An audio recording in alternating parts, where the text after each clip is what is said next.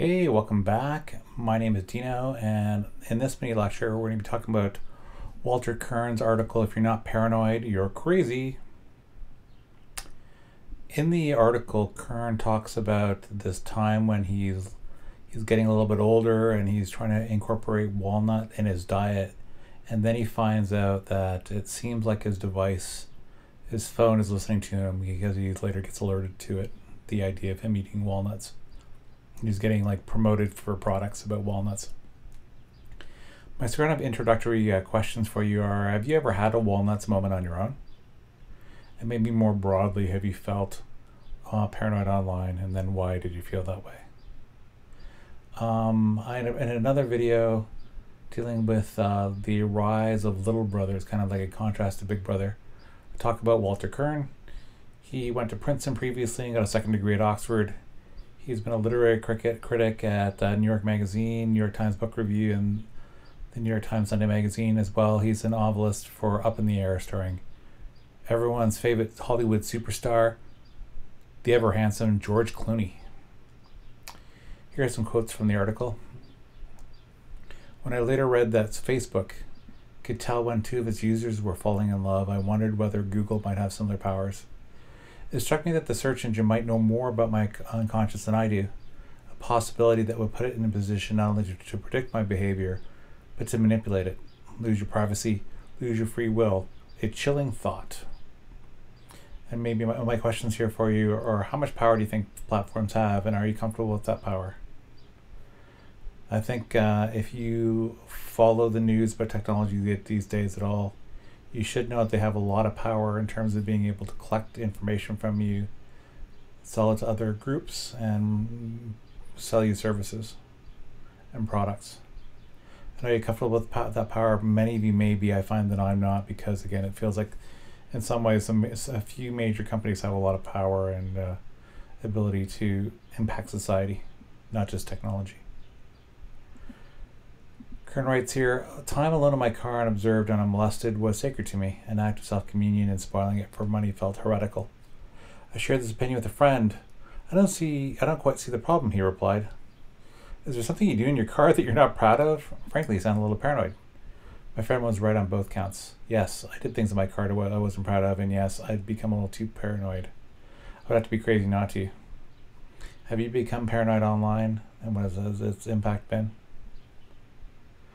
I find, like Kirn, ever since reading this article and thinking about it more and more, I'm conscious that my offline and online lives have become intermingled, and it feels more and more that things I think about and do in my offline life seem to sort of reflect themselves online in ways that I'm not as comfortable with, kind of like similar to Kirn's walnuts movement or moment. Google's data mines presumably exist merely to sell us products, but the government's models of our inner selves might be deployed to sell us stranger items, policies, programs, maybe even wars. Two related questions: what do companies need our data, and why do governments need our data? You might want to pause the video to think about those for your own. Capitalism, for companies, they want to sell us products and services. And now these days, not only do they do that, but there could be data brokers that allow them to sell data to other firms. And it's been said many, many times, but I think it's a bit of a provocative statement, but it says a lot. Data is the new oil. So, oil ever since it became big and popular and used widely in our industrial age, it's become very valuable. And now it seems like data has replaced it in some ways. Why do governments need our data? They want to provide good information to us, good services. Say, even like during the COVID pandemic, it's good for them to have certain amounts of data. However, as alluded to by Kirn, there might be more ambiguous reasons, like in terms of selling us policies, programs, or even wars. And I think this depends on what your view of government is, whether you think it's a benign, good influence in society, or something more malevolent, possibly. And also depending on the type of country you live in, because I think people in democratic countries are a little bit more online and think of their governments more positively than in more authoritarian countries. Quote, I knew that many of my fellow citizens took comfort in their own banality. You live a boring life and feel you have nothing to fear from those on high.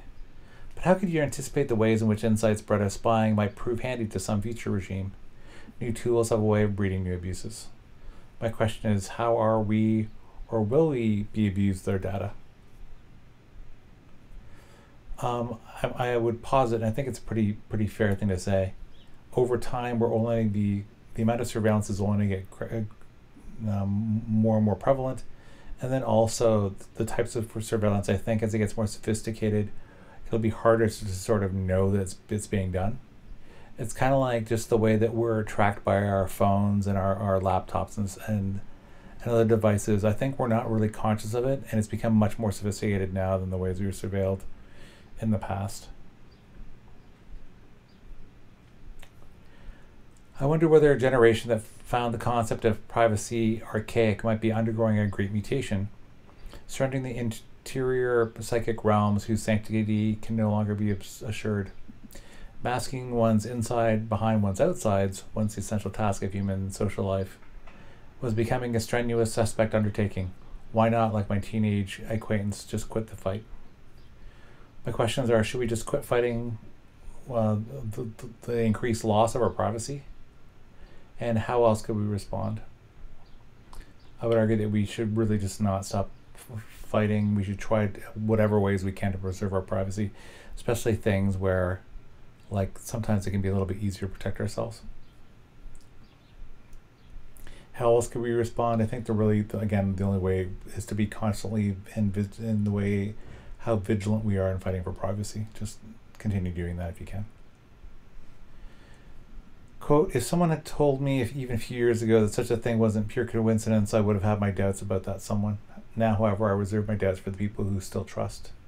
There's so many ghosts in our machines, their locations so hidden, their methods so ingenious, their motives so inscrutable, that not to feel haunted is not to be awake. And in this sense, I think he means haunted as being somehow followed. That's why paranoia, even in its extreme forms, no longer seems to me such the disorder as a mode of cognition with an impressive track record of prescience. Do you feel paranoid online? And should you? I would argue that surveillance is becoming increasingly heavy, increasingly sophisticated, increasingly omnipresent, so present everywhere, and it's ever evolving. So I would suggest to become maybe not even just paranoid, but just more aware that you're being tracked and being surveilled, and that you should, just know that when you're sort of conduct yourself on a day-by-day, moment-by-moment basis. That was If You're Not Paranoid, You're Crazy by Walter Kirn. As always, thanks for watching. I look forward to having you here again soon. Please feel free to leave comments or questions for me below. Thanks.